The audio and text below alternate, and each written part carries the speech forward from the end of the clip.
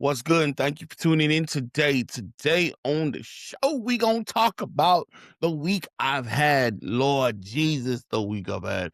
It has been a trying week. It's been a testing week. This week, I had to really put the S on my chest and put on the cape and go to infinity and beyond. Man, I don't even know where to start. I don't even know how to put this into words because it's been a crazy week where I had to make a choice between work and home. And of course, home won out and I had to get to my family as soon as possible. Thank God everybody's okay. Thank God everybody is on top of the dirt and the dirt ain't on top of them. But nevertheless, it brought me to a realization about priorities, about what we need to put first, what comes first in our lives, what has the first and foremost precedence in our lives. Is it money? Is it materialistic things? Is it your wife? Is it your kids? Is it your status? What is it that takes precedence in your life? What is it that, regardless of what outcome, regardless of what trials or tribulations may come, you will not sacrifice this and stand on those principles that I'm not gonna give this up, regardless of what I got going on, regardless of where I'm at in the world, regardless of how it looks. For me, for those that don't know, it's my family. My family is the single most important thing to me. My 5 kids, my wife, my mom, my dad, both my grandmas, my aunties, my uncles, my cousins. My family is the most important thing to me because, I mean, heck, they're the ones who gonna ride with you till the wheels fall off. Well, should ride with you. There are some families where it's dysfunctional, but I'm not talking about my aunties and my uncles and all them. They're important, but what I'm talking about is my family, my wife and my 5 kids. They call, I come running, hands down. Hands down. They call, I'm dropping everything and I'm coming running and I'll deal with the consequences and the aftermath afterward, you know, but I'm going to always be there to be there for them. You know, like last week I was talking about my daughter graduating from high school. And I mean, this kind of segues into what we were talking about last week, you know, because with her leaving, it's like, I've dropped everything to come to my family, but they're in one spot. Now it's like, hey, we gotta drop everything at home and go to her aid if she needs us. You know, by the grace of God, she's gonna be able to handle things on her own.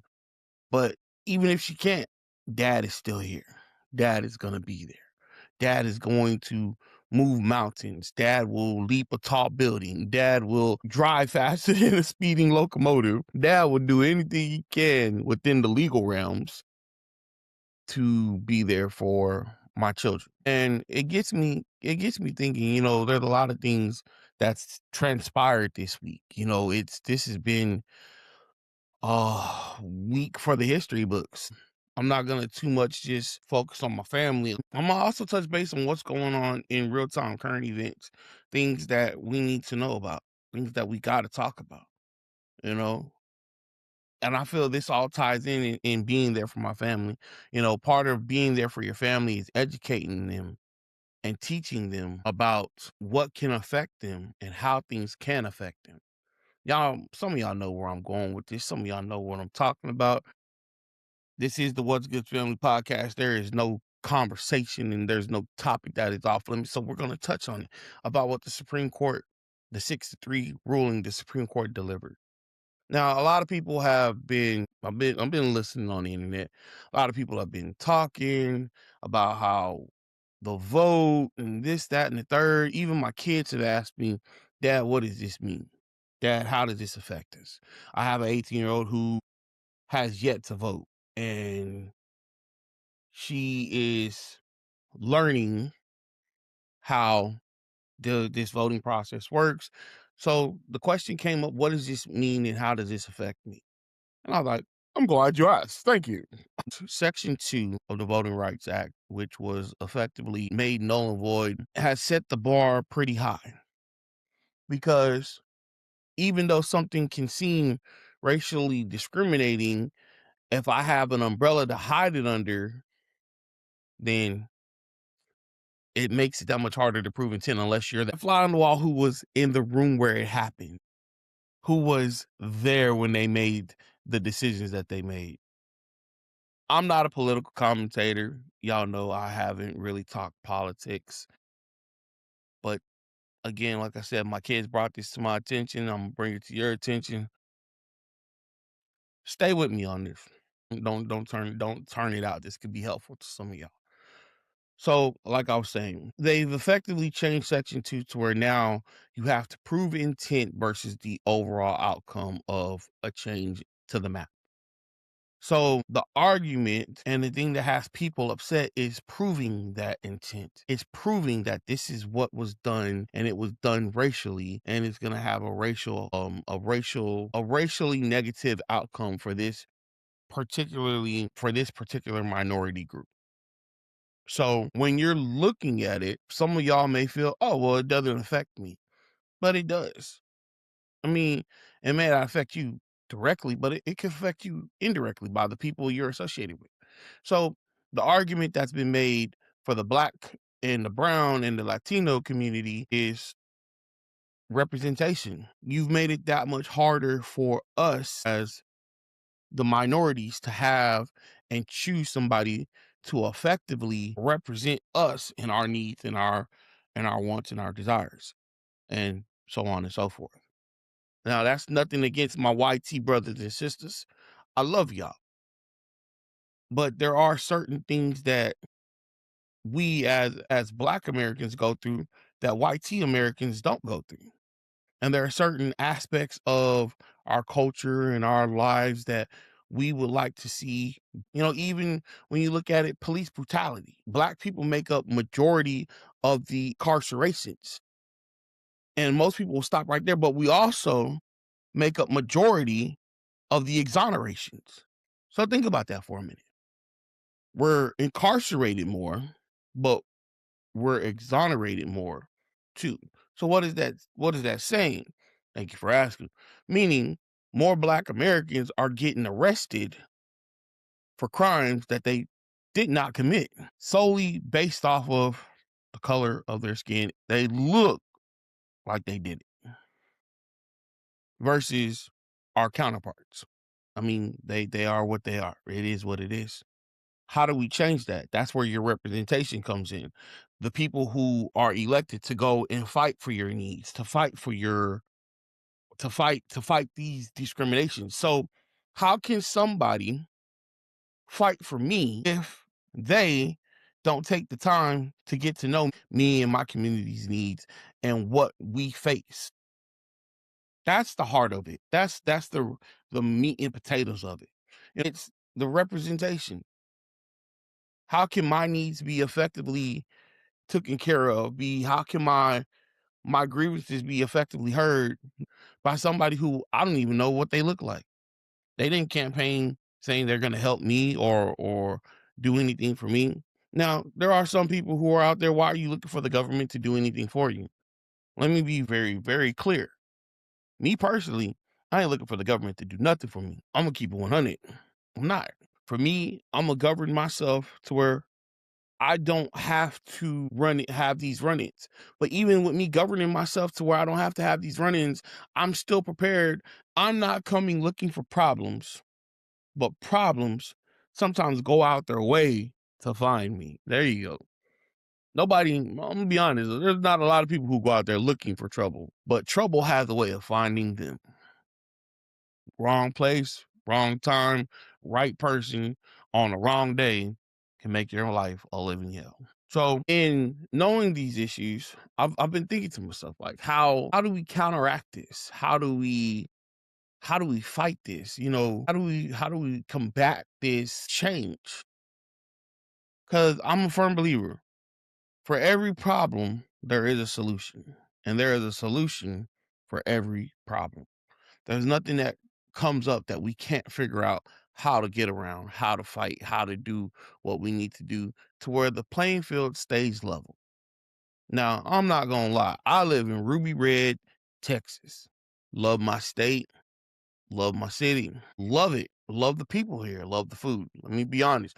You cannot get good food anywhere else in the United States like you get it down south. Between Texas and Louisiana, boy, it'll be hard to lose some weight. But I digress. Back to the point that I was making. As for the love that I have for my state, I'm not gonna lie. I live in a ruby red area. I live in the South, and the South has a rich history of of racial profiling, segregation, discrimination, you name it. We have a rich history in it. Now, the Supreme Court argues that we have gotten to a point where racial issues, we don't need the considerations, as the Supreme Court said. We don't need those considerations anymore because race is not that big of an issue. Okay. And the Supreme Court has the right to their opinions, but they don't have the right to their own facts. If race wasn't an issue, why is it that Epic has faced all the scrutiny that they faced? Why? Because they're a Muslim community trying to build a master plan community with colleges and K through 12? Why has Paxton and Abbott gone out their way to go after them? Why do you have people who believe that it is okay to tell these Muslim brothers and sisters that they're not wanted or they're not welcome because they're Muslim? Why are people sitting up here saying the United States is a Christian nation and founded upon Christianity, which is not? The United States is founded upon freedom of religion. But that's not stopping some people from expressing their views that this is a Christian nation. I'm of the mindset the change that needs to be had is if my white T brother and sister faces injustice, then it's injustice on me too. And I will stand up and fight for them to get the justice that they deserve. Why? Because their fight is my fight. I would expect for them to do the same thing for me. We have to get rid of this partisan divide of, are you a bloody elephant or a cripped out donkey? Because all you're doing is banging to a system. You know, it's funny, y'all, there's a lot of people who will talk mess about gangbangers and talk about how they're willing to kill each other over behind a color, but yet you're willing to demean, degrade, and possibly take out the next person behind a political party that's going to outlast you and outlive you. You're willing to abandon your neighbor who thinks differently than you or views issues differently than you. You're willing to abandon them to the wind because they don't view the same issues as you feel that they should be viewed. Instead of taking the time out to listen to their grievances, to listen to their problems, and help them effectively come up with an issue. That's really where we're at. I feel like we have to find the commonality within one of us. My fight is your fight. You may not be fighting it the way I'm fighting it, but my fight is your fight. My if you live in my community, we're facing the same thing. I'm a firm believer. If they do it to one, they'll do it to all. They're just testing it out on one group of minorities because, hey, you know what? That right now we can test it out on them, and there's not enough people who are paying attention to it because they already have a negative outlook or a negative disposition placed upon them. So by us doing this and running this test on them, we're trying to see just how far we can get away with it. But if enough of us stand up and say, hey, what you're doing is wrong, it's wrong, and hold these people in power, these Congress people, these statesmen, senators, whatever, hold them to a level of accountability. I'm gonna be honest. My standards don't change based off of what color is in power. My standards are the same standards I hold my kids to, will be the same standards I hold whoever's in power to. I'm not looking for you to better my life, but I'm sure as hell not looking for you to make my life harder.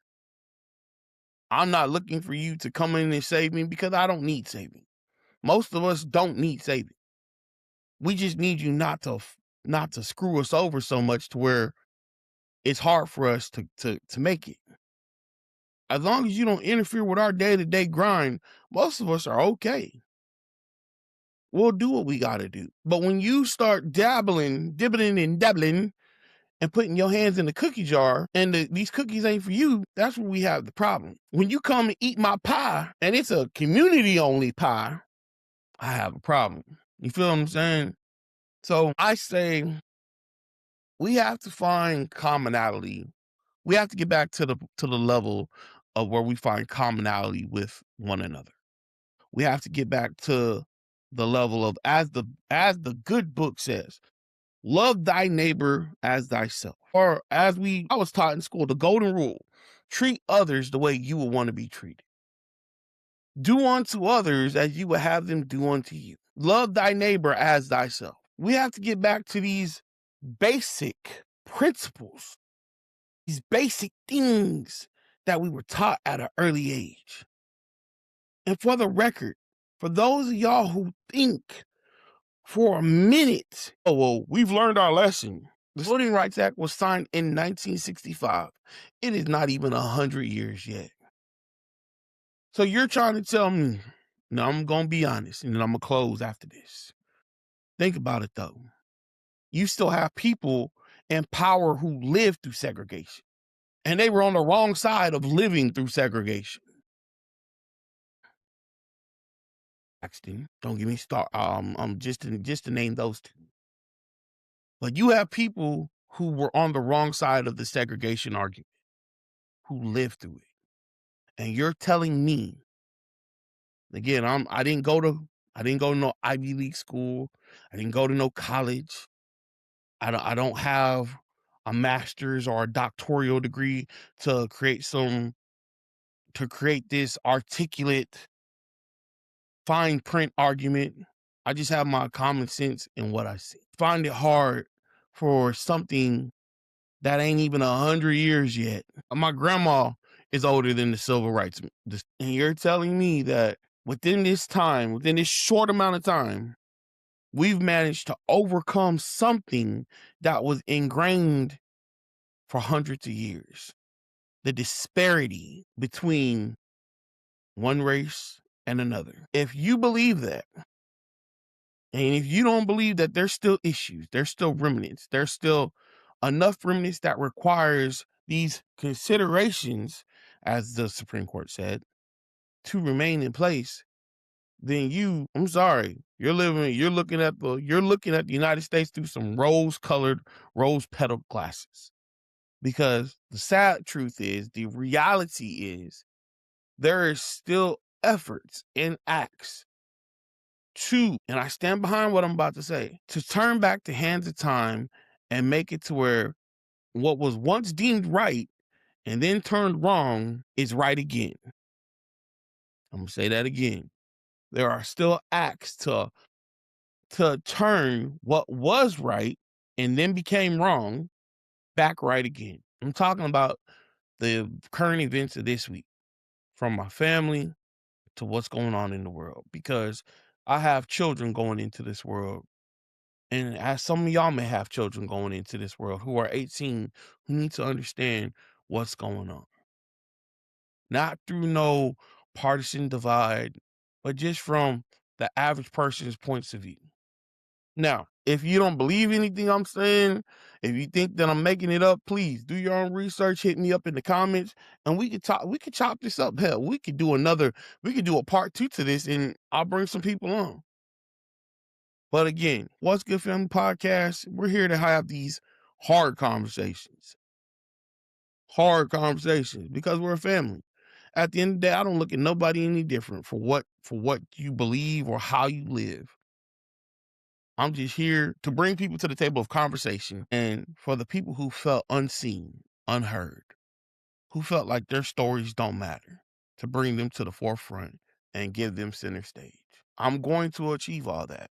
I'm going to do what I said I'm going to do. And I hope that even after this episode, y'all will join me for the ride. Let's do it. Let's show the world and show people we don't have to see eye to eye on everything, but because we bleed the same, because we put our pants on one leg at a time, some of us may have to jump to get them on. Some of us may be able to slide in them, but we put our pants leg on one leg at a time. We have more in common than we do uncommon. So with that, if you're new to this, go and hit that like, follow, comment, share, and subscribe button.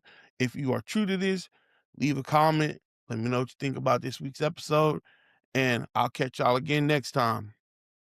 Peace.